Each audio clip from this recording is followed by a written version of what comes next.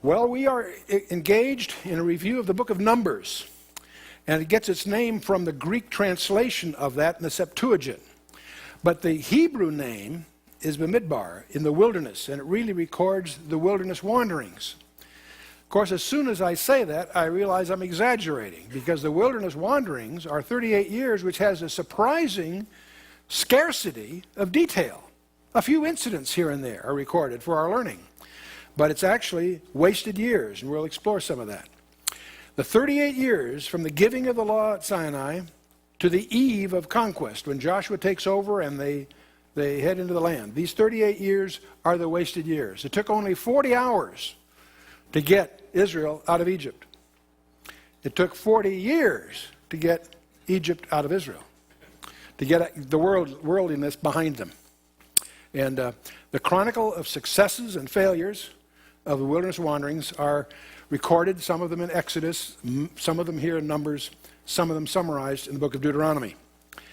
Why do we study this? We're New Testament Christians. Well, Paul tells us in 1 Corinthians 10, verse 11, "Now all these things happened unto them for examples, and they are written for our admonition, upon whom the ends of the world are come."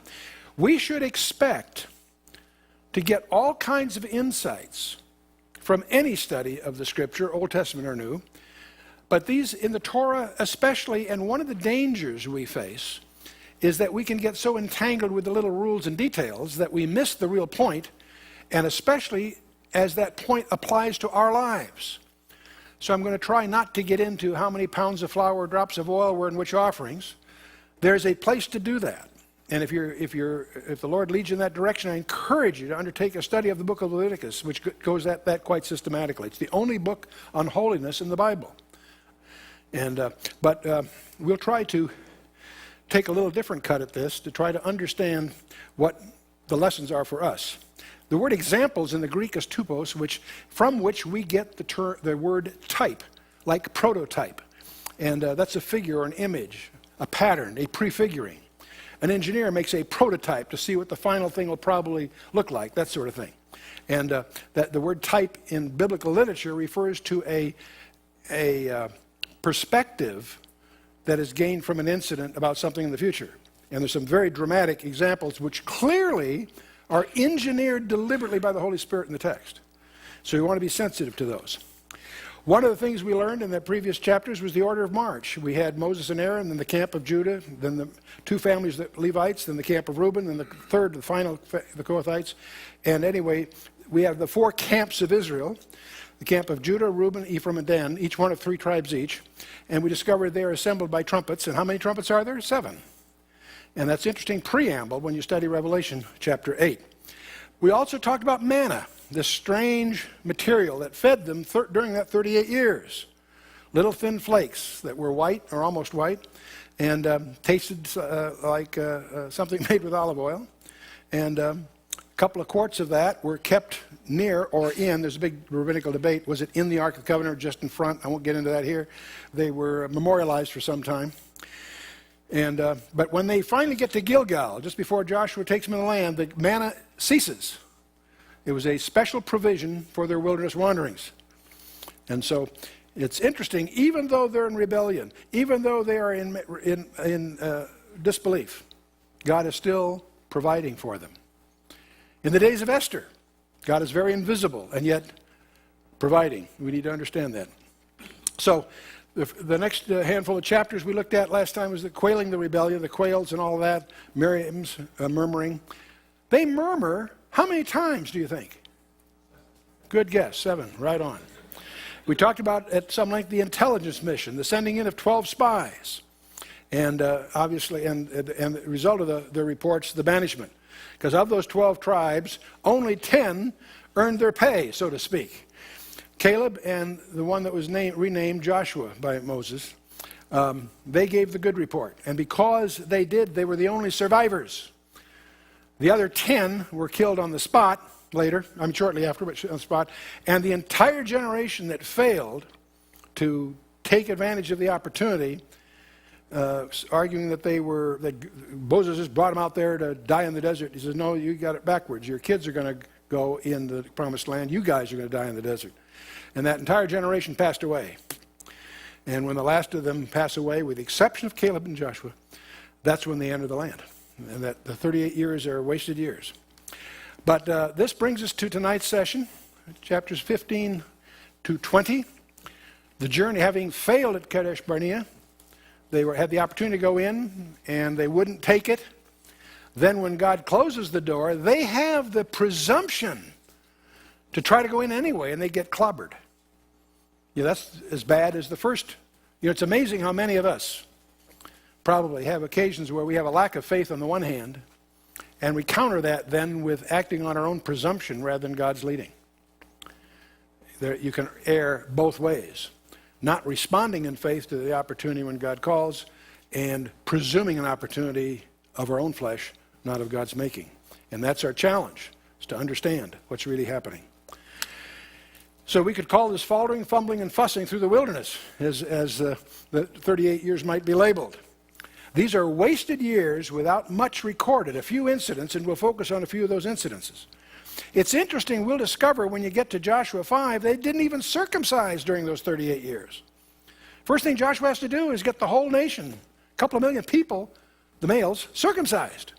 They didn't practice one of the basic rites or practices of Judaism. They failed to do during the 38 years.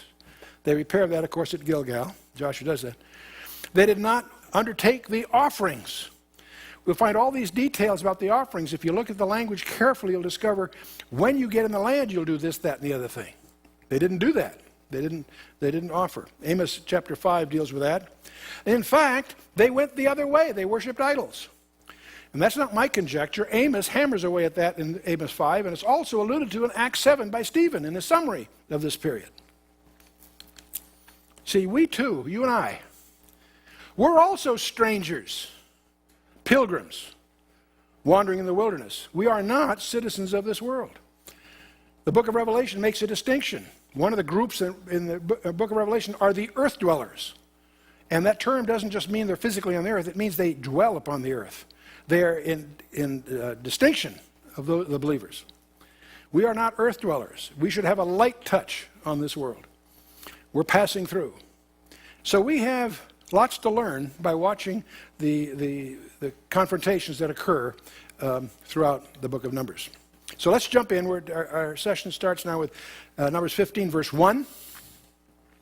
The Lord spake unto Moses, saying, Speak unto the children of Israel, and say unto them, When ye come into the land of your habitations, which I give unto you, and will make an offering by fire unto the Lord, a burnt offering, or a sacrifice in performing a vow, or in a freewill offering, or in your solemn feast, to make a sweet savor unto the Lord, of the herd or of the flock, then shall he that offereth his offering unto the Lord bring a meat offering of a tenth deal of flour, mingled with a fourth part of a hin of oil, and the fourth part of a hin of wine. For a drink offering shalt thou prepare with a burnt offering or sacrifice for one lamb, or for a ram thou shalt prepare for a meat offering 2/10 deals of flour mingled with a third part of a hin of oil. And for a drink offering thou shalt offer the third part of a hin of wine for a sweet savor unto the Lord. And when thou preparest a bullock for a burnt offering, or for a sacrifice performing a vow, or peace offerings unto the Lord, then shall he bring forth a bullock, a meat offering of 3/10 deals of flour mingled with half a hin of oil. We could spend a lot of time talking about the distinctions of these. There's some slight differences and some supplements to the book of Leviticus. I'm not going to spend time on that. We've got plenty of other material to cover here. But I do encourage you to get a background on the various offerings, what kinds. There's 5 basic different types in the book of Leviticus and how this works. But this continues with these instructions. Thou shalt bring for a drink offering half a hin of wine. A hin is about, I've forgotten now, a quart, I think, either a quart or a fraction of a quart. Thou shalt bring for a drink offering half a hin of wine, and for an offering made by fire a sweet savor unto the Lord. Thus shall it be done for one bullock, or for a ram, or for a lamb, or a kid, according to the number that ye shall prepare. So shall ye do every one according to their number. The only thing I really want to, we're obviously going to remember and get into all the details, but it's interesting that God is very specific as to what he expects. So often we sort of assume that what sounds good to us may sound good to him. And, it'd be better if we did it the other way around. Better if we found out his buying habits, might understand what he likes, and respond accordingly. All that are born of the country shall do these things after this manner, in an offering in offering and offering made by fire of a sweet savor unto the Lord. And if a stranger sojourn with you, or whosoever be among you in your generations, and will offer an offering made by fire of a sweet savor unto the Lord, as ye do, so he shall do. It's interesting that they did allow strangers, foreigners, to travel with them, but if they did, they expected them to conform to their practices, not the other way around. We sort of get that backwards, don't we? One ordinance shall be both for you and of the congregation, and also for the stranger that sojourneth with you, an ordinance forever in your generations. As ye are, so shall the stranger be before the Lord. That's an interesting instruction. One law and one manner shall be for you, and for the stranger that sojourneth with you. And the Lord spake unto Moses, saying, Speak unto the children of Israel, and say unto them, When ye come into the land whither I bring you, then it shall be that, when ye eat of the bread of the land, ye shall offer up a heave offering unto the Lord. Now, a heave offering is like, or a wave offering is, you understand what happens to that after it's waved in the direction of the tabernacle. It belongs to the Levites. And 1/10 of what the Levites get go to the priests. So this was, it was still useful. It wasn't burned to ashes. It was an offering that for the people involved. So you shall offer up a cake of the first of your dough for a heave offering, and as ye do the heave offering of the threshing floor, so shall ye heave it. And the first of your dough shall ye give unto the Lord, a heave offering in your generations. And if ye have erred and have not observed all these commandments which the Lord hath spoken unto Moses, even all that the Lord hath commanded you by the hand of Moses, from the day that the Lord commanded Moses, and henceforth among your generations, then it shall be, if aught be committed by ignorance without the knowledge of the congregation, that all the congregation shall offer one young bullock for a burnt offering, for a sweet savor unto the Lord, with his meat offering and his drink offering, according to the manner of one kid of the goats for a sin offering. We're dealing here with sins of ignorance. They're not ignored. They still need to be paid for because they're still sin. Men are not lost because they haven't heard the gospel. They're lost because they're sinners. Christ came to seek and to save that which was lost. We need to understand that. Being lost is our natural state. That's our genetic inheritance from Adam. And mankind is not sitting down in grief today because they haven't heard the gospel. In fact, they're not even anxious to hear it. The gospel's there to repair their fallen state, but the fallen state's a given. You need to understand that. And that's part of what undergirds all of this here. And the priest shall make an atonement for all the congregation of the children of Israel, and it shall be forgiven them, for it is ignorance. And they shall bring their offering, a sacrifice made by fire unto the Lord, and their sin offering before the Lord for their ignorance. And it shall be forgiven all the congregation of the children of Israel, and the stranger that sojourneth among them, seeing all the people were in ignorance. Now if any soul sin through ignorance, then he shall bring a she-goat of the first year for a sin offering, and the priest shall make an atonement for the soul that sinneth ignorantly, when he sinneth by ignorance before the Lord, to make an atonement for him, and it shall be forgiven him. Again, this is part of it is to teach that the base condition we're dealing with. You shall have one law for him that sinneth through ignorance, both for him that is born among the children of Israel, and for the stranger that sojourneth among them. But the soul that doeth aught presumptuously, whether he be born in the land or a stranger, the same reproacheth the Lord, that soul shall be cut off from among his people. Because he hath despised the word of the Lord, he hath broken his commandment, that soul shall utterly be cut off, his iniquity shall be borne upon him. And while the children of Israel were in the wilderness, they found a man that gathered sticks upon the Sabbath day. And they that found him gathering sticks brought him to Moses, to Aaron, and to all the congregation. We're going to see that they kill him. This is very severe. For what? Gathering sticks on the Sabbath day. No, that's not the point. The point, he's presumptuously doing it in defiance of God's direct commandment.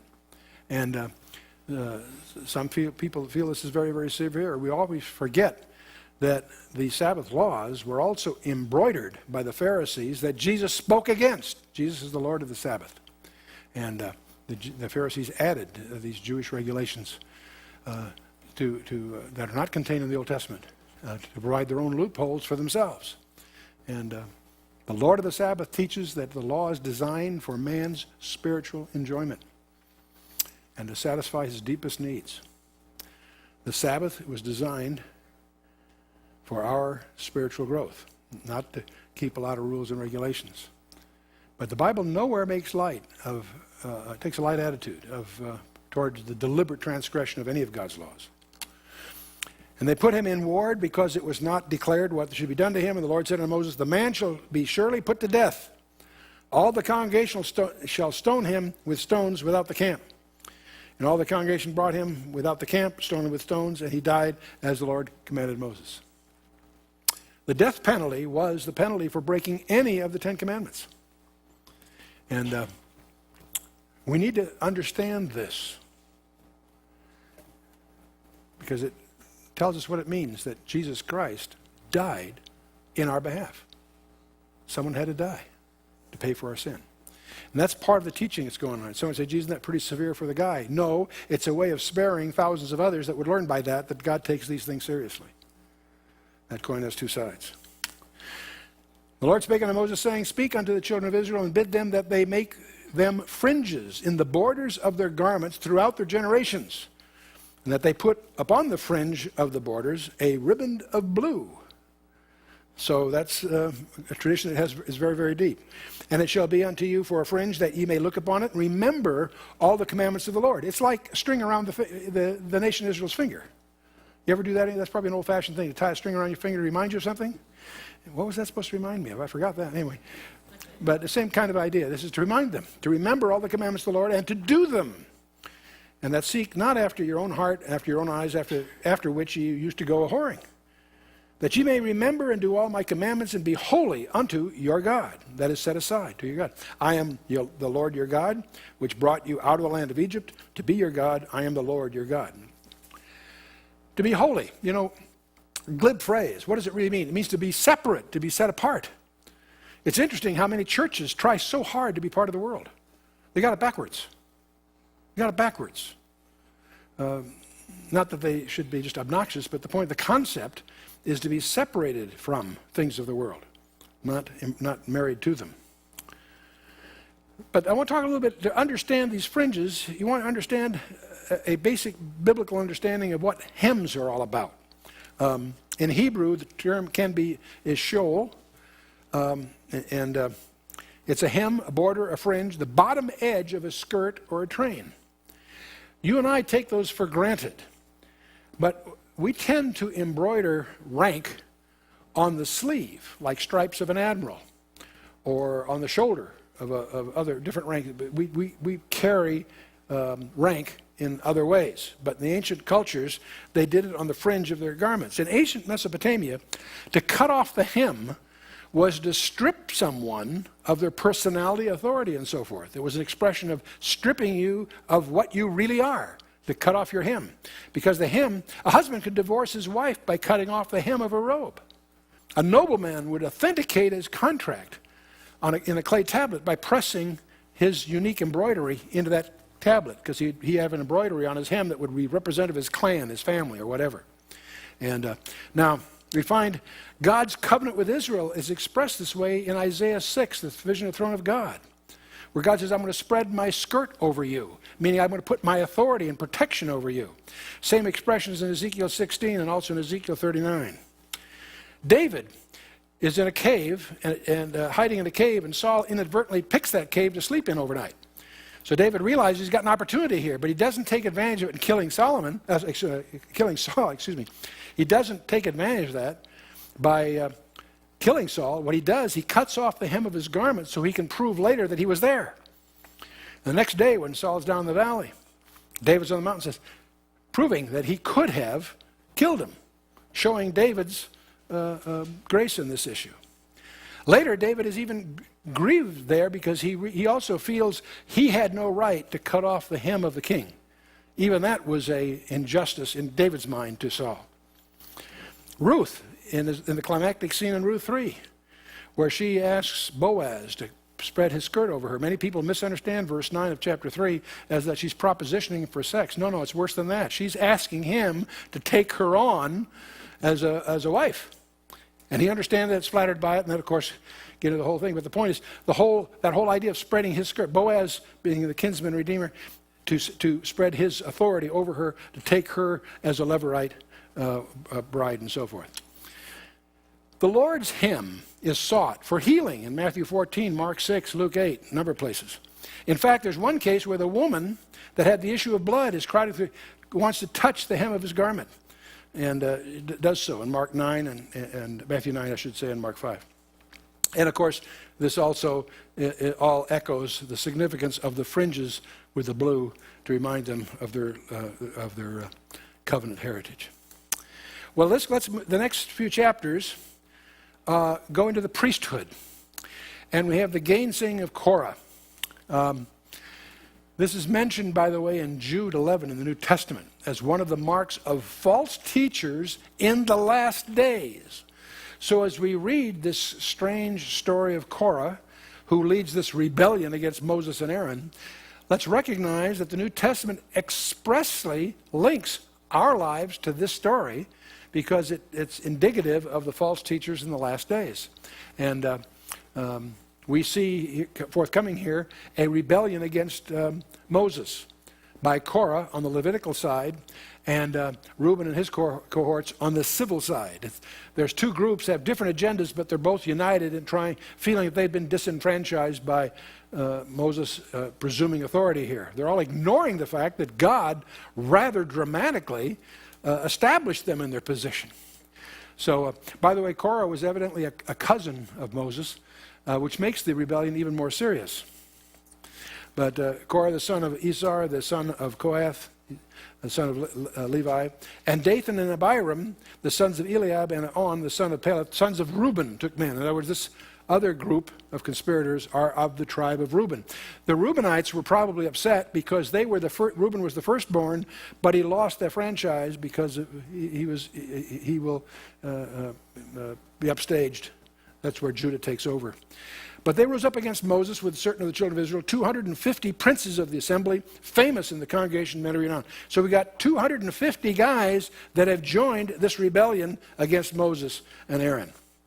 And they gathered themselves together against Moses and against Aaron and said unto them, Ye take too much upon you, seeing all the congregation are holy, every one of them, and the Lord is among them.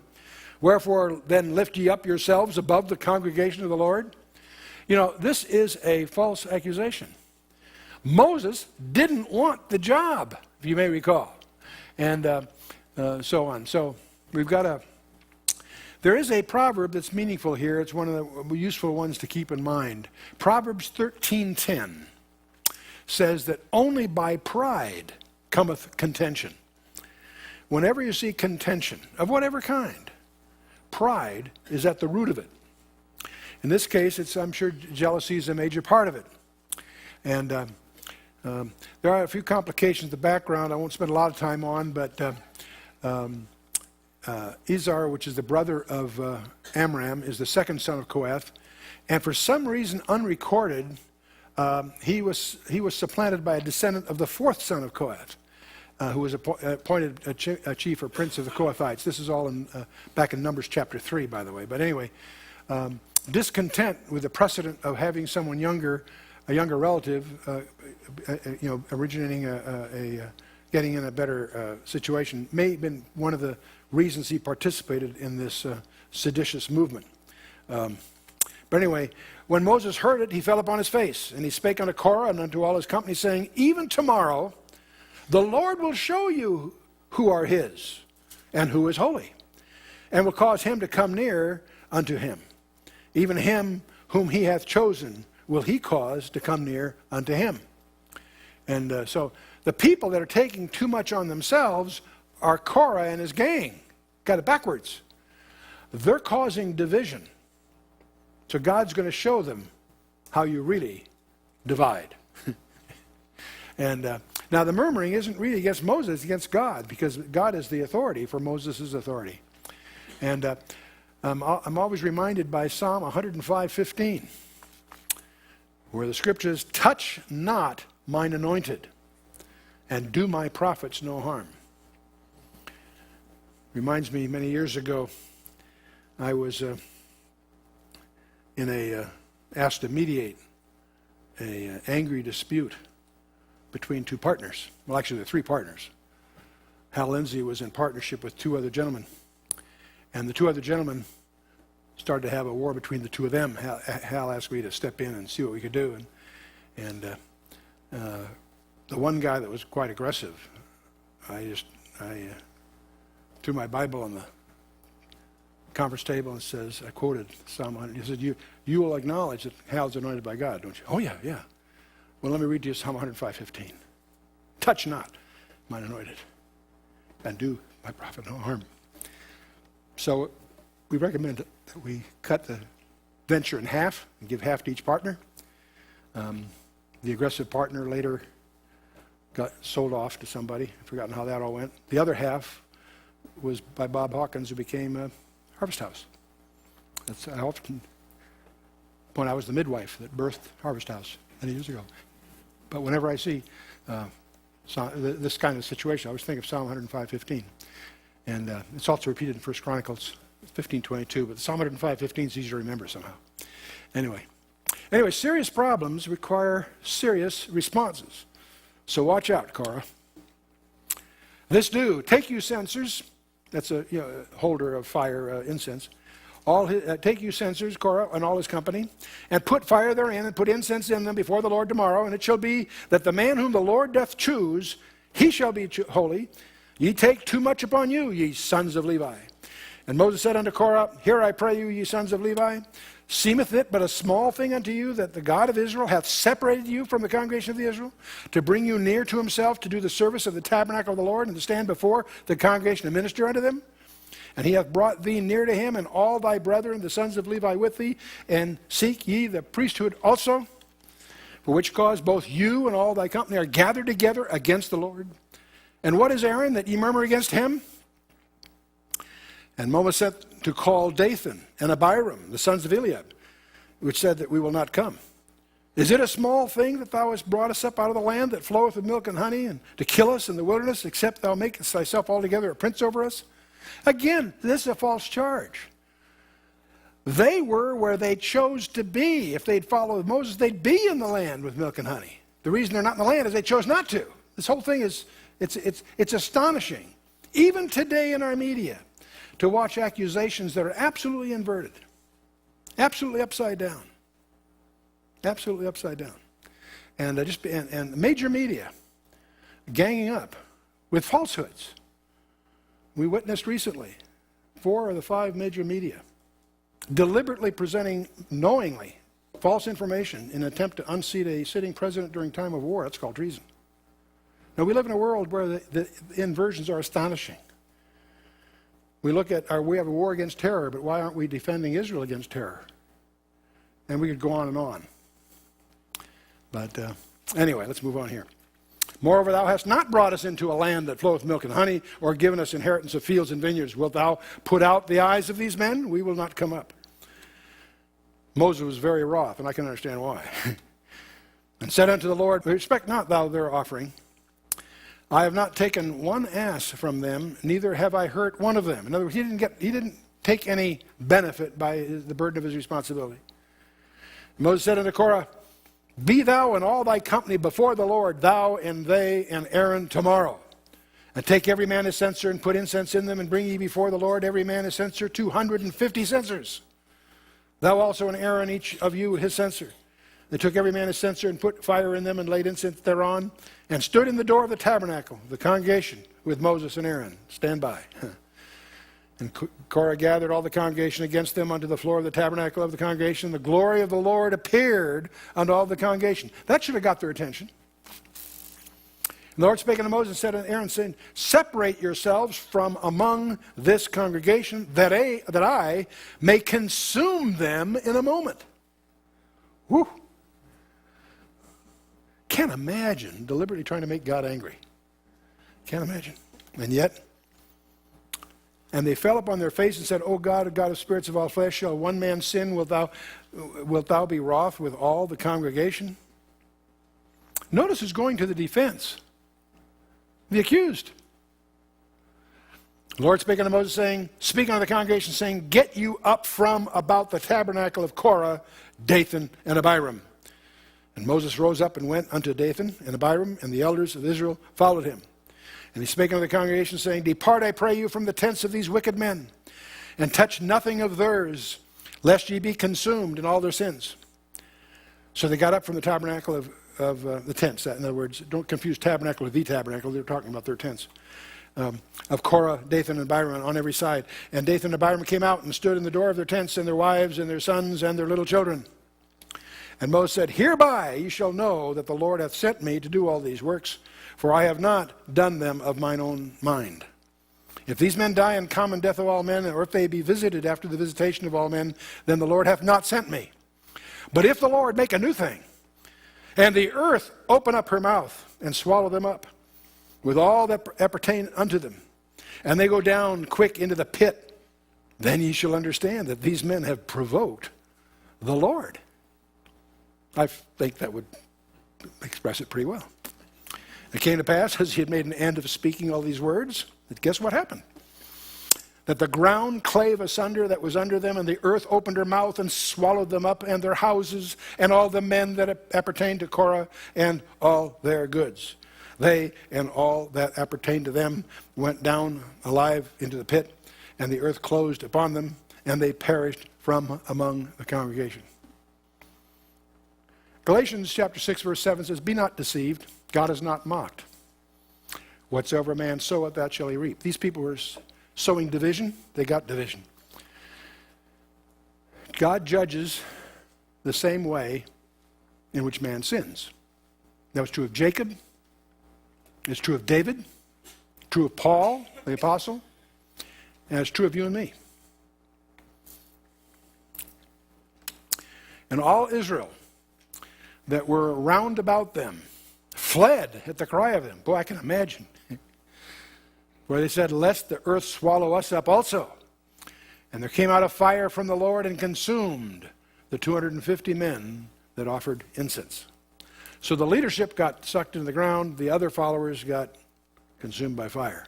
Rather dramatic day. I won't take the time in order to cover other material, but you might put in your notes 2 Peter chapter 2, verses 10 through 22, which tells you what God's view is of those who despise authority and rebel against God's truth.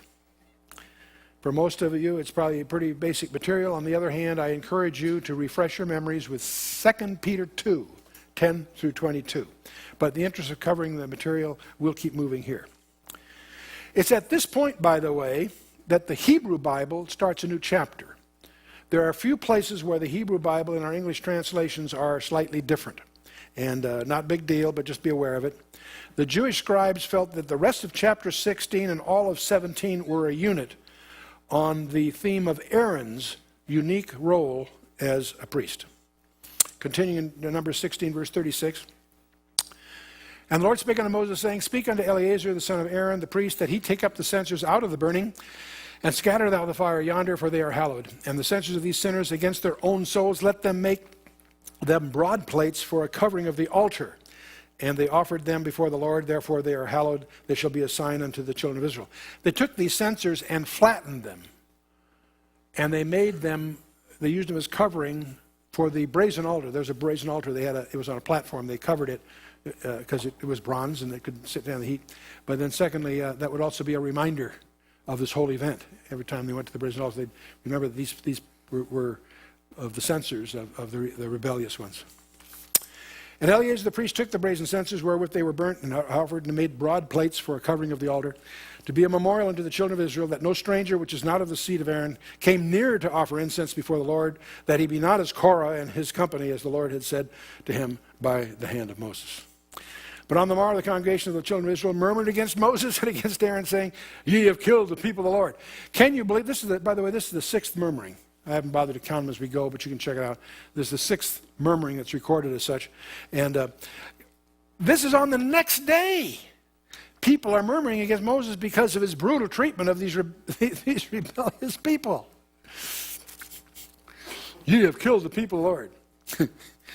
Well, it came to pass when the congregation was gathered against Moses and against Aaron, that they looked toward the tabernacle of the congregation, and behold, the cloud covered it, and the glory of the Lord appeared. And Moses and Aaron came before the tabernacle of the congregation. The Lord spake unto Moses, saying, Get you up from among this congregation, that I may consume them as in a moment. And they fell upon their faces. Now, this crowd is now murmuring against Moses and Aaron, but I want you to notice who goes to bat for the crowd. Moses and Aaron, take a censer, put fire therein from off the altar, and put on incense, and go quickly unto the congregation and make an atonement for them. For there is wrath gone out from the Lord. The plague has begun. This is Moses' 911 call. Tells Aaron, grab a censer, get to it, to intervene on behalf of the people. The plague's already begun. And Aaron took as Moses commanded, and ran into the midst of the congregation. And behold, the plague was begun among the people, and he put on incense and made an atonement for the people.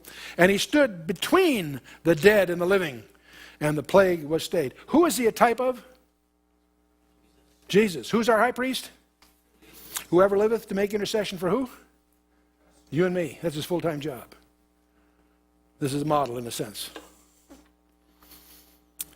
Now they that died in the plague were 14,700 beside them that died about the matter of Korah. So when you add it all together, it's about 15,000 people.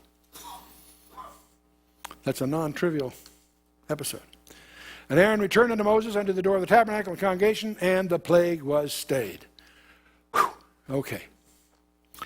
Now in chapter 17, the Lord spake unto Moses, saying, speak unto the children of Israel, and take every one of them a rod, according to the house of their fathers, and all their princes, according to the house of their fathers, 12 rods. Write thou every man's name upon his rod.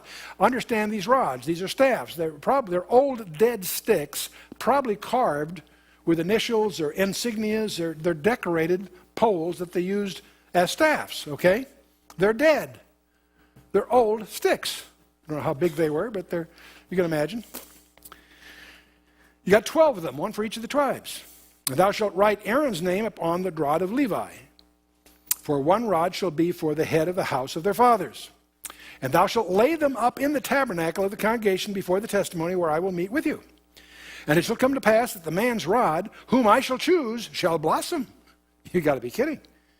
And I will make to cease from me the murmurings of the children of Israel, whereby they murmur against you. And Moses spake unto the children of Israel, and every one of their princes gave him a rod apiece, for each prince one, according to their father's houses, even 12 rods. And the rod of Aaron was among their rods. And Moses laid up the rods before the Lord in the tabernacle of witness. It came to pass that on the morrow, Moses went into the tabernacle of witness, and behold, the rod of Aaron for the house of Levi was budded, and brought forth buds, and bloomed blossoms, and yielded almonds. And Moses says, this bud is for you, right? Oh, sorry. All right. Forgive me for that. That's Bob Cornuke's favorite line. I had to work it in. And Moses brought out all the... But can you picture this, though? Can you imagine? Overnight, this dead stick turns into an almond tree, bearing fruit and blossom. I mean, Moses brought out all the rods from before the Lord unto the children of Israel, and they looked and took every man his rod. And in Hebrews, the Epistle to Hebrews, chapter 4, it makes reference to this. It says, seeing then that we have a great high priest that is passed into the heavens, Jesus, the Son of God, let us hold fast our profession. For we have not a high priest which cannot be touched with the feeling of our infirmities, but was in all points tempted like we are, and yet without sin. Let us therefore come boldly under the throne of grace, that we may obtain mercy and find grace to help in time of need. So when we speak of this confirmation of Aaron, let's also recognize that we have confirmation the same way. What confirmed Aaron's authority? The dead brought to life. That rod, which was dead, blossomed, brought forth fruit. It was a resurrection, admittedly in the botanical world, but it was a resurrection that confirmed Aaron's priesthood by God himself. And I suggest to you that's the same way that our priest is confirmed. By an empty tomb one Sunday morning. But this man, Hebrews continues a few chapters later, says, but this man, because he continueth ever, hath an unchangeable priesthood, and wherefore he is able also to save them to the uttermost that come unto God by him, seeing that he ever liveth to make intercession for them. The writer of Hebrews is making the point that the Levitical priests died. They would disappear. The priest we have never will. He ever lives to make intercession for you and I. That's his full-time job. Man, that's great. For such a high priest became us, who is holy, harmless, undefiled, separate from sinners, and made higher than the heavens, who needeth not daily, as those high priests, to offer up sacrifice, first of his own sins and then for the people's. For this he did once, when he offered up himself. Done deal. To telestai. Paid in full. It is finished. Number 17, verse 10, continuing, the Lord said unto Moses, bring Aaron's rod again before the testimony be kept for a token against the rebels, and thou shalt quite take away their murmurings from me, that they die not. And Moses did so, and the Lord commanded him, so did he. And the children of Israel spake unto Moses, saying, behold, we die, we perish, we all perish. Whoever cometh anything near unto the tabernacle of the Lord shall die. Shall we be consumed by dying? Well, we're going to talk about the priesthood. Aaron's been confirmed. Let's talk about the whole priesthood. That's chapter 18. The Lord said unto Aaron, thou and thy son and thy father's house with thee shall bear the iniquity of the sanctuary. And thou and thy sons with thee shall bear the iniquity of your priesthood. And thy brethren also of the tribe of Levi and the tribe of thy father bring thou with thee, that they may be joined unto thee and minister unto thee. But thou and thy sons with thee shall minister before the tabernacle of witness. So again, this is confirming the descendants of Aaron in their roles. And they shall keep thy charge and the charge of all the tabernacle. Only they shall not come nigh the vessels of the sanctuary and the altar, that neither they nor ye also die. They shall be joined unto thee. They'll keep the charge of the tabernacle with the congregation for all the service of the tabernacle. And a stranger shall not come nigh unto you. And ye shall keep charge of the sanctuary, the charge of the altar, that there be no wrath any more upon the children of Israel. For I, behold, I have taken your brethren, the Levites, from among the children of Israel. To you they are given as a gift for the Lord, to do the service of the tabernacle of the congregation. Therefore thou and thy son with thee shall keep your priest's office for everything of the altar, and within the veil, and ye shall serve. And I have given your priest's office unto you as a service of gift. And the stranger that cometh nigh shall be put to death. The Lord spake unto Aaron, behold, I also have given thee the charge of mine heave offerings of all hallowed things of the children of Israel. Unto thee have I given them by reason of the anointing, and to thy sons by an ordinance forever. This shall be thine of the most holy things, reserved from fire. Every oblation of theirs, every meat offering of theirs, and every sin offering of theirs, and every trespass offering of theirs, which they shall render unto me, shall be most holy for thee and for thy sons. In the most holy place thou shalt eat it, every male shall eat it, and it shall be holy unto thee. And this is thine, the heave offering of the gift, and all the wave offerings of the children of Israel, and I have given them unto thee, to thy sons and thy daughters with thee, by a statute forever. Every one that is clean in thy house shall eat of it. All the best of the oil, all the best of the wine, and of the wheat, and of the first fruits of them which shall offer unto the Lord, them have I given thee.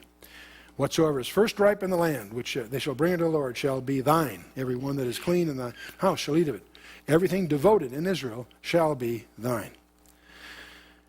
And everything that openeth the matrix, and all the flesh, which they bring unto the Lord, whether it be of men or beasts, shall be thine. Nevertheless, the firstborn of man shalt thou surely redeem, and the firstlings of unclean beasts shalt thou redeem.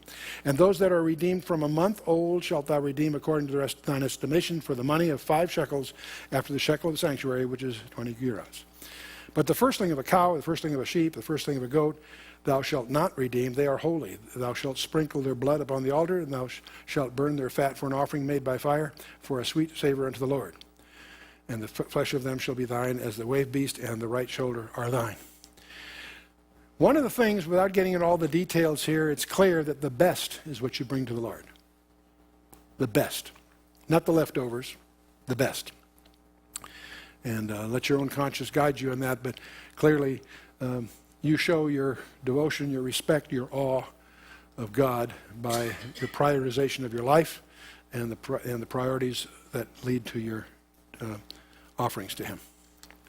All the heave offerings of the holy things which the children of Israel offer to the Lord have I given thee, thy sons and thy daughters with thee by statute forever. It is a covenant of salt forever before the Lord unto thee and to thy seed with thee. Covenant of salt because it was associated with permanence. It was an idiom of a serious commitment.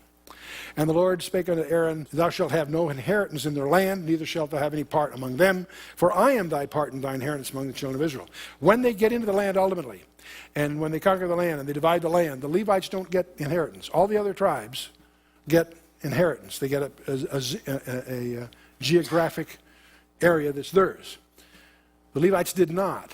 They got 48 cities scattered throughout, 6 of which were cities of refuge and so on, but they did not have title to property. They depended upon the donations of the people for the Levites, and the Levites in turn to the priests and so forth. Behold, I've given the children of Levi all the tenth of Israel for an inheritance for their service which they serve, even the service of the tabernacle of the congregation. Neither must the children of Israel henceforth come nigh the tabernacle of the congregation, lest they bear sin and die. But the Levites shall do the service of the tabernacle of the congregation, and they shall bear their iniquity. It shall be a statute forever throughout your generations, that among the children of Israel they have no inheritance. But the tithes of the children of Israel, which they offer as an heave offering unto the Lord, I have given unto the Levites to inherit. Therefore I have said unto them, among the children of Israel they shall have no inheritance. The Lord spake unto Moses, saying, Thus speak unto the Levites, and say unto them, When ye take of the children of Israel the tithes which I have given you from them for your inheritance, then ye shall offer up a heave offering of it for the Lord, even a tenth part of the tithe. And this is your heave offering that shall be reckoned unto you as though it were the corn of the threshing floor, and as the fullness of the winepress. Thus ye shall offer a heave offering unto the Lord of all your tithes which ye receive of the children of Israel, and ye shall give thereof to the Lord's heave offering to Aaron the priest. So you see the hierarchy. The congregation gives to the Levites give to the priests. Understand the priests, not all Levites were priests. All priests were Levites, but not all Levites were priests. Levites in general get the tithes from people, and they then tithe what they have to the priests. Out of all your gifts ye shall offer every heave offering of the Lord, of all the best thereof, even the hallowed part thereof, out of it. All the best thereof. You could just circle that passage, and that covers this whole chapter. The best thereof, whatever it might be. Therefore thou shalt say unto them, When ye have heaved the best thereof from it, then it shall be counted unto the Levites as the increase of the threshing floor, as the increase of the winepress. And ye shall eat it in every place, ye and your households, for it is your reward for your service in the tabernacle of the congregation. Ye shall bear no sin by reason of it, when ye have heaved from it the best of it. Neither shall ye pollute the holy things of the children of Israel, lest ye die. Now we get to chapter 19, which among other things has this strange thing, the red heifer. You hear more speculations that derive from the practices associated with the red heifer. The Lord spake unto Moses and Aaron, saying, This is the ordinance of the law, which the Lord hath commanded, saying, Speak unto the children of Israel, that they bring thee a red heifer without spot. And there are just all kinds of books being written and so forth as the rabbis try to decide, to try to find a heifer that will qualify as the red heifer to indulge in this practice. I'll talk more about that in a little bit. Wherein is no blemish, and upon which never came yoke. So this is a heifer that's never been used for any other purpose. And you shall give her unto Eleazar the priest, that he may bring her forth without the camp, outside the camp that is, and one shall slay her before his face. Okay? And Eleazar the priest shall take of her blood with his finger, and sprinkle of her blood directly before the tabernacle of the congregation 7 times, linking it symbolically, of course, to the tabernacle, even though it's outside the camp. One shall burn the heifer in his sight. Her skin and her flesh and her blood with her dung shall he burn. And the priest shall take cedar wood and hyssop and scarlet and cast it into the midst of the burning of the heifer. And the priest shall wash his clothes, and he shall bathe his flesh in water, and afterward he shall come into the camp, and the priest shall be unclean until even. And he that burneth her shall wash his clothes in water, and bathe his flesh in water, and shall be unclean until the evening. And a man that is clean shall gather up the ashes of the red heifer, and lay them up without the camp in a clean place, and it shall be kept for the congregation of the children of Israel, for a water of separation. It is a purification for sin. And he that gathereth the ashes of the heifer shall wash his clothes, and be unclean until even. And it shall be unto the children of Israel and unto the stranger that sojourneth among them for a statute forever. Interesting. He that toucheth the dead body of any man shall be unclean 7 days. He shall purify himself with it on the 3rd day, and on the 7th day he shall be clean. But if he purifieth not himself the 3rd day, then on the 7th day he shall not be clean. Whosoever toucheth the dead body of any man that is dead, and purifieth not himself, defileth the tabernacle of the Lord, and that soul shall be cut off from Israel, because the water of separation was not sprinkled upon him. He shall be unclean. His uncleanness is yet upon him. This is the law when a man dieth in a tent. All that come into the tent and all that is in the tent shall be unclean 7 days. Every vessel which hath no covering bound upon it is unclean. Whosoever toucheth the one that is slain with a sword in the open fields, or a dead body, or a bone of a man, or a grave, shall be unclean 7 days. And for an unclean person they shall take of the ashes of the burnt heifer of purification for sin, and running water shall be put thereinto in a vessel. And a clean person shall take hyssop and dip it in the water and sprinkle it upon the tent and upon the vessels and upon the persons that were there and upon him that touched a bone or slain or one dead or a grave. The clean person shall sprinkle upon the unclean on the 3rd day and on the 7th day, and on the 7th day he shall purify himself, wash his clothes, and bathe himself in water, and he shall be clean at evening. So this is the purification procedure for someone that has become unclean by in some way tainted by coming in touch with death. Okay. But the man that shall be unclean shall not purify himself. That soul shall be cut off from among the congregation, because he hath defiled the sanctuary of the Lord. The water of separation hath not been sprinkled upon him. He is unclean. And it shall be a perpetual statute unto them that he sprinkleth the water of the separation shall wash his clothes, that he that toucheth the water of separation shall be unclean until even. And whatsoever the unclean person toucheth shall be unclean. The soul that toucheth shall be unclean till even. Now, so this is the whole thing. The red heifer was selected outside the camp, offered, burned, and the ashes then are used with water to be a purification procedure for all these different conditions. Now, you can understand this probably in terms of, while they're wilderness wanderings, they have now a procedure that they can use when you got several million people, and you've got bereavements, you've got funerals, you've got other things. There are all kinds of people that become ritually unclean that need to be purified. There's now a procedure that can be administered by others of the priests, not necessarily the high priest, to deal with this. Now, after the wilderness wanderings, when they enter the land, they're faced with even a more complicated problem. They're going to inherit cities spread over the whole country. If somebody is up in Galilee and needs to be purified, it may not be practical for him to get down to Jerusalem, to the temple, to receive purification, from headquarters. What he did was, there was available to him, Levitically, water that came from the red heifer for purification. One of the places you run into this in the New Testament is in John chapter 2. In John chapter 2, you get through John 1, the big introduction to the fabulous gospel, and then it says, on the 3rd day there was a marriage in Cana of Galilee, and the mother of Jesus was there, and it goes on. Well, wait a minute. 3rd day from what? If you're reading John 1, there's no reference point here. The 3rd day sounds like it's the 3rd day from something. No, what the 3rd day is, it's Tuesday. It's Tuesday. You say, why is there a wedding on Tuesdays? Because Jewish weddings are always on a Tuesday.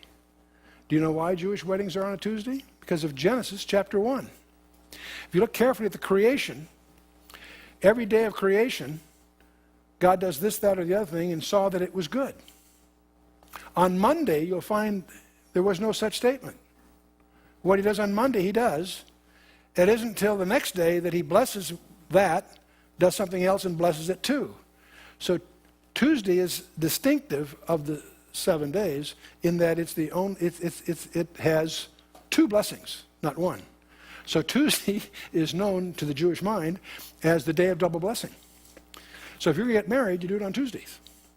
So you'll discover Jewish weddings are on Tuesdays because of this. And so this is what's happening here. On the 3rd day, that is Tuesday, there was a marriage in the Cana of Galilee, and the mother of Jesus was there. Both Jesus was called his disciples to the marriage. And when they wanted wine, the mother of Jesus said to them, they have no wine. And you all know the story, but what many people miss, you get down to verse 6, and there was set there 6 water pots of stone, after the manner of the purifying of the Jews, containing 2 or 3 firkins apiece. So they were obviously in the home of a priest. These were filled with water that had in it, at least technically, ashes of the red heifer. So it could be used for ritual cleansing. Now, Jesus says to the servants, fill the water pots with water. In other words, they may have been not full, all the way full. Top them off, fill them to the brim. And then they distribute that as wine. Now, what's kind of interesting about this, first of all, the wedding guests didn't know anything about this. Things went, it was situation normal, except the best wine was coming last. That's kind of neat. They make that remark. Nobody knew what had happened here except the disciples.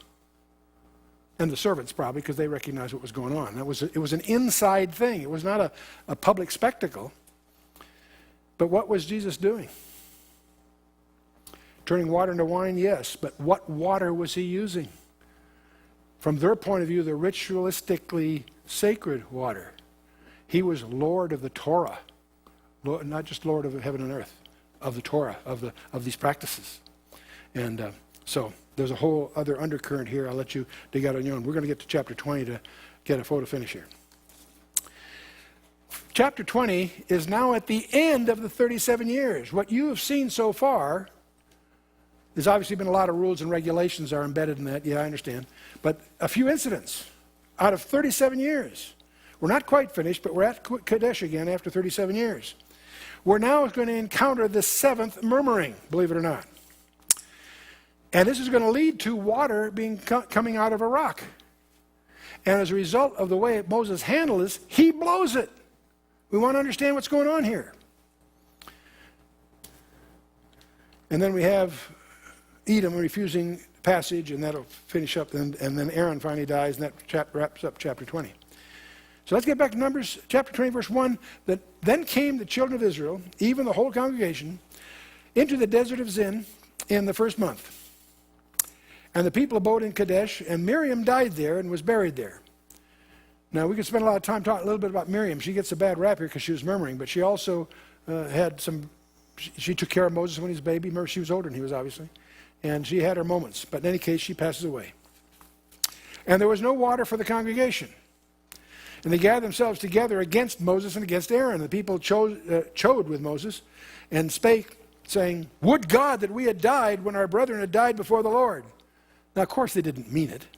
How often do we all do that? Say something we really don't mean. But there they are again, wishing they had died.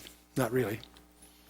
Why have ye brought up the congregation of the Lord into this wilderness that we and our cattle should die there? Hey, you're there because you chose to be there, gang. Wherefore have ye made us to come up out of Egypt to bring us into this evil place? It is no place of seed or of figs or of vines or pomegranates, neither is there any water to drink. Moses and Aaron went from the presence of the assembly unto the door of the tabernacle of the congregation. They fell upon their faces, and the glory of the Lord appeared unto them. The Lord spake with Moses, saying, take the rod. Notice what God says very carefully. Take the rod, gather thou the assembly together, thou and Aaron thy brother, and speak ye unto the rock before their eyes. And it shall give forth his water, and thou shalt bring forth to them water out of the rock. So thou shalt give the congregation and their beasts drink. And Moses took the rod from before the Lord, and he commanded him. Now, what we really should do if we had the time, but you can do it on your own, you can go to Exodus 17. And you will remember, of course, there was an incident like this very early in the proceedings. Literally at Sinai, virtually at Sinai. And there again, the people were without water. They were upset. God tells Moses to take your rod and strike the rock, which he does. The rock splits open and a gush comes out. They found that rock, by the way. I didn't have time to dig out the pictures. I should have thrown it in here. They found the rock. And it's one of the supporting evidences that the real Mount Sinai is not in the Sinai Peninsula. That's a legend that comes from tradition. The real Mount Sinai is exactly where Paul said it was in the book of Galatians. It's in Arabia, in that western corner of Arabia called Midian. And it's Jabal al-Lawz. And there's a lot of evidence of that. There's quite a story about that. You can dig into that. But among the things, they found the rock. It's a very impressive, isolated pinnacle that is split. And in front of it, there's huge evidence of erosion, water erosion, out in the desert. It's really quite dramatic. It's one of the more... They found over a dozen corroborating evidences that indicates that that really is the real Mount Sinai. And there's a lot of books about that. You can check into it. But the point is, this event that we're seeing here had occurred a few decades ago, very obviously familiar in the memories of the people, and where the water came out of the rock.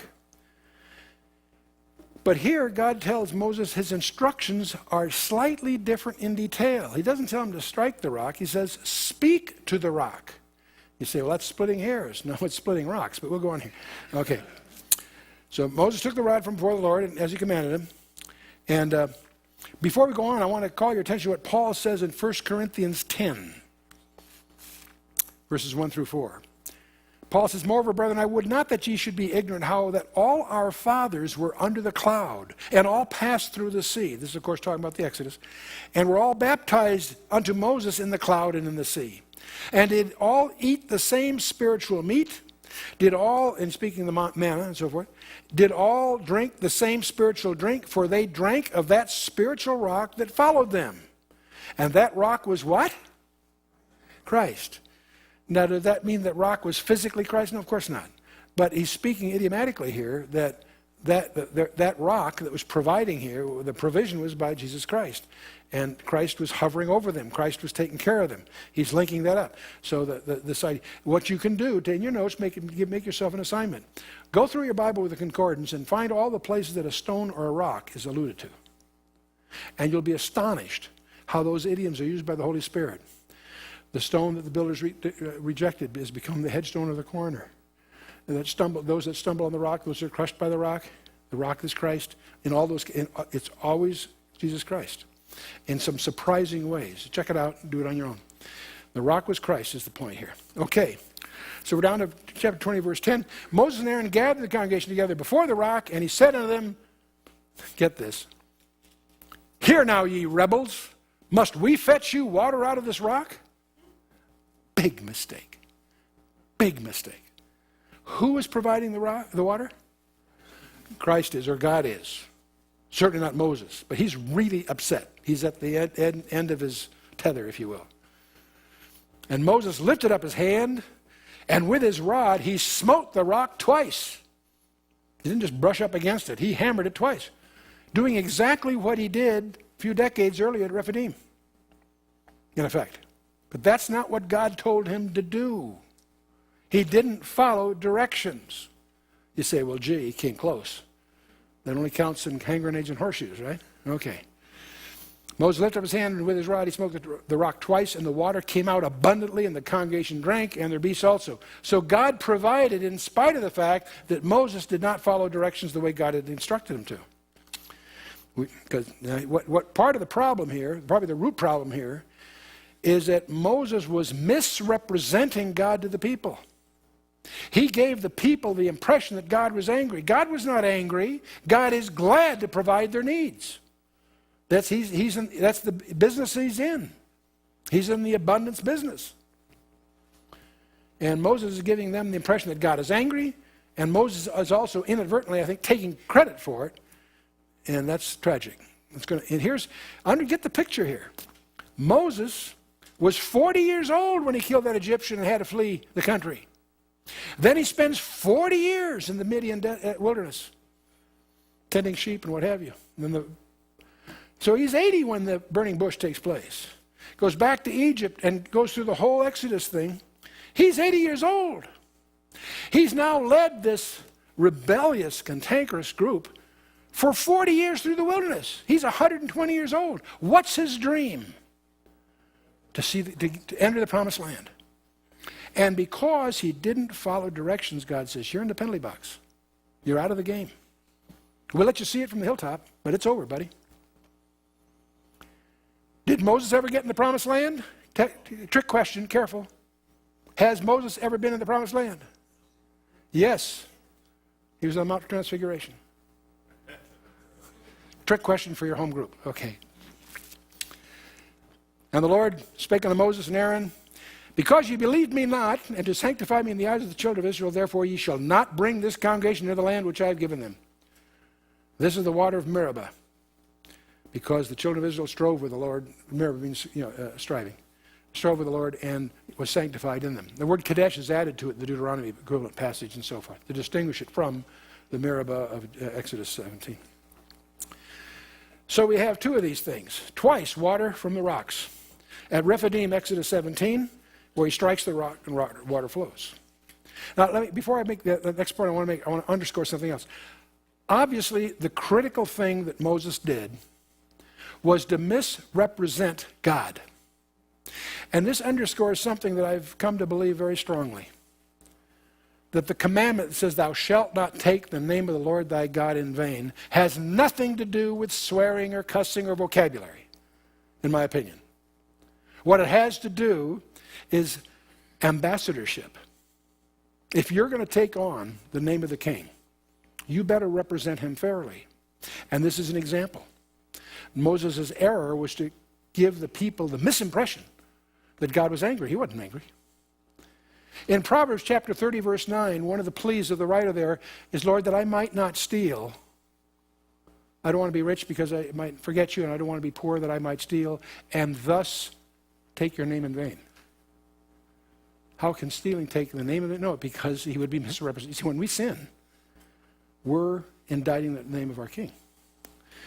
Well, but there's another aspect to this that people miss. I thought I'd just share it. You can come to your conclusion. At Rephidim, that's the first occasion, the rock is struck. Christ is smitten, if you will, right? At Meribah, in Numbers 20, Moses was directed to speak unto the rock. Now, he didn't. He hit it, and he also showed the people he was angry, and that was probably the major part of his sin. But there's another subtlety here that gets missed, I think. If Moses had followed directions, these two rocks would be emblematic of the two comings of Christ. He's smitten on the first one. He's not smitten on the second. When Moses smites the rock on his own, so to speak, he blows the model. You see, I think God would have preferred the model to be there as an emblem of the first and second coming. And because of that, he's denied the entry into the promised land. So I'll leave that with you. And I want to share something else. I want you to imagine this scene. We talk about the destruction of Jerusalem, big event. And the time, of course, is, this is the fall of Jerusalem under the Babylonians, not under the Romans. Time is 586 BC. The place is Jerusalem. The event is the destruction of Jerusalem by the Babylonian armies.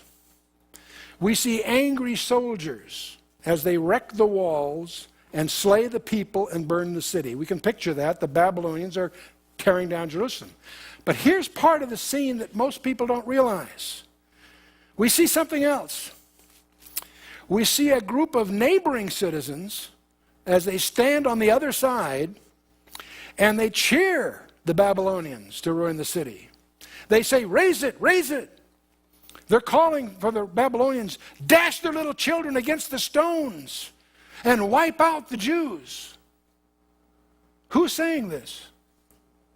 Who's saying this? Not the Babylonians, of course, are doing it. No. Who are these neighbors?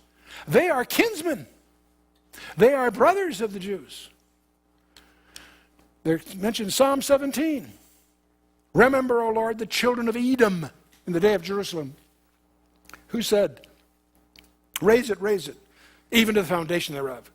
O daughter of Babylon, who art to be destroyed, happy shall he be that rewardeth thee as thou hast served us. Happy shall he be that taketh and dasheth thy little ones against the stones. This is heavy stuff. These are cheering the atrocities. Genesis 25 gives you the clue here. In Genesis 25, these are the generations of Isaac, Abraham's son. Abraham begot Isaac. Isaac was 40 years when he took Rebekah to wife, the daughter of Bethuel, the Syrian of Padanaram, and sister of Laban, Laban the Syrian. And Isaac entreated the Lord for his wife because she was barren, and the Lord was entreated of him, and Rebekah, his wife, conceived. And the children struggled together within her. And she said, if it be so, why am I thus? And she went to inquire of the Lord. The Lord said unto her, 2 nations are in thy womb. 2 manner of people shall be separated from thy bowels. The one people shall be stronger than the other, and the elder shall serve the younger. And when her days were to be delivered were fulfilled, behold, there were twins in the womb. The first came out red, all over like a hairy garment. And they called his name Red, Esau. And after that came his brother out. His hand took hold of Esau's heel.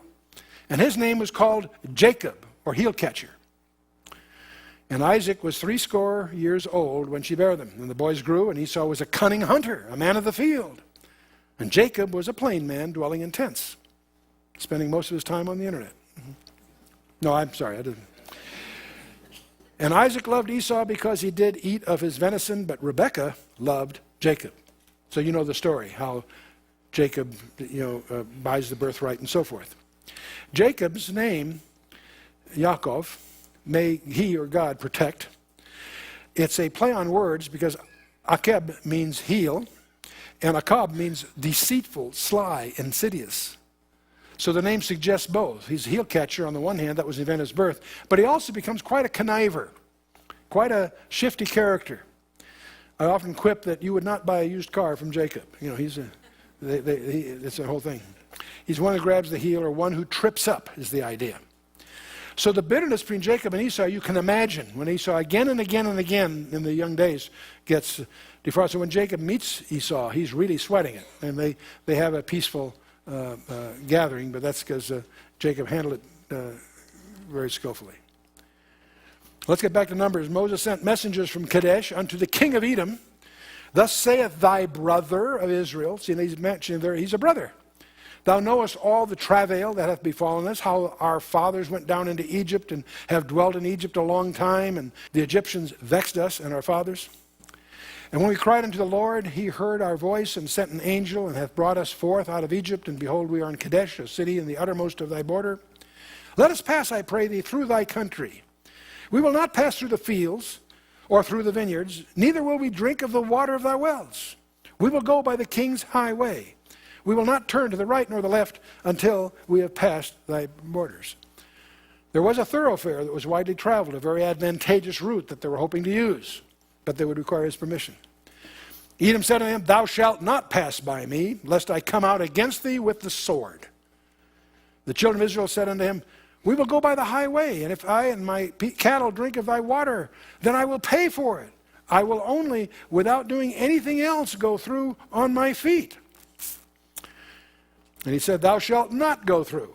And Edom came out against him with much people and with a strong hand. Thus Edom refused to give Israel passage through his border, wherefore Israel turned away from him. Very, very key event in Israel's history. If you study Edom, you'll discover, of course, it's in Numbers 20 and 21. It'll mention again in Judges 11, because it refused Israel passage by the king's highway. Israel was forbidden to abhor his Edomite brother. In Deuteronomy 23, despite this treatment, Israel is instructed by Moses in Deuteronomy 43 not to abhor his Edomite brother. Balaam predicted the conquest of Edom. We're going to deal with that in the next session. We're going to encounter in our next session this peculiar character called Balaam. The Assyrian inscriptions show that Edom became a vassal state of Assyria after 736 BC, and after the fall of Judah, Edom rejoiced. There again, in 137, similar to the one we read. And the prophets are full of foretelling the judgment on Edom because of her bitter hatred. Jeremiah 49, Lamentations 4, Ezekiel 25, 35. Most important is Obadiah. The entire book of Obadiah happens to be the shortest book in the Bible, but the book of Obadiah is just focused on the destiny of Edom. Wrapping it up, the children of Israel, even the whole congregation, journeyed from Kadesh and came to Mount Hor. The Lord spake unto Moses and to Aaron at Mount Hor by the coast of the land of Edom, saying, Aaron shall be gathered unto his people, for he shall not enter into the land which I have given unto the children of Israel, because ye rebelled against my word at the water of Meribah. So Aaron pays for this too.